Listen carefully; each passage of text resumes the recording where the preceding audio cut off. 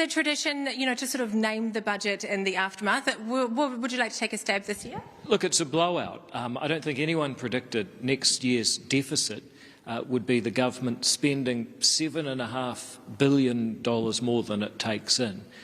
They were going to have a $500 million deficit. They're going to have a $7.5 billion deficit.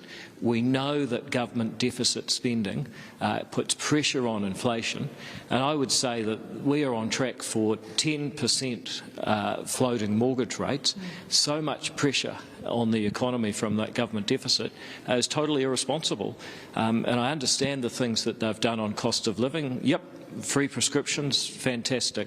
Letting 2-year-olds get free daycare, absolutely. Getting young people able to move around the city on free public transport, sure. But if you do all those things for the cost of living without some fiscal discipline of your own, you just contribute to inflation, and that contributes to higher mortgage rates, and that contributes to higher rent as well, because landlords are mortgagees.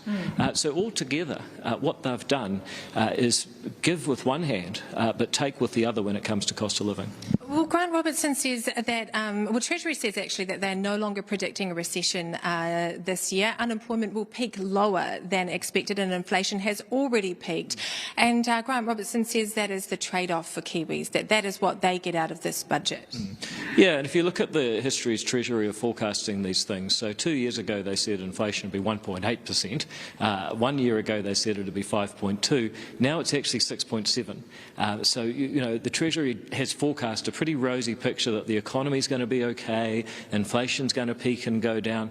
I think the truth is, if the government borrows and spends $7.5 billion, $7 billion more than planned, that is going to be inflationary. And I wouldn't mind if it was for the flood recovery, but of that $7 billion borrowing, only $1 billion of it is extra money for the floods. So they did $1 billion already out of existing spending for the floods. They're promising about another $900 million for the floods here.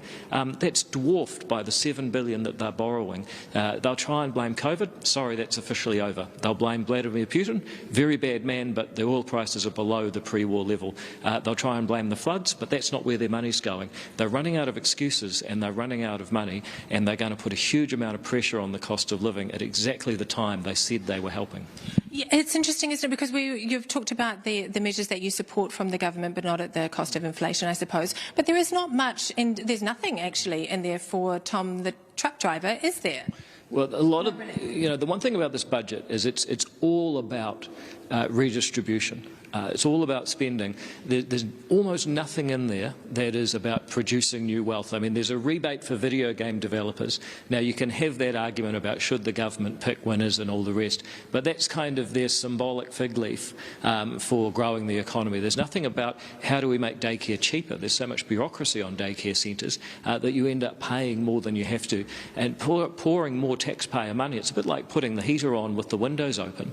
They're not actually going to sort out what are the underlying reasons that life is expensive, why are wages not as high as we like. All they're doing is blowing money around in a way that will be inflationary and make things harder. It is a fascinating time, and I know that you too have to get back to the House, but thank you so much for joining us here on The Nation, David Seymour.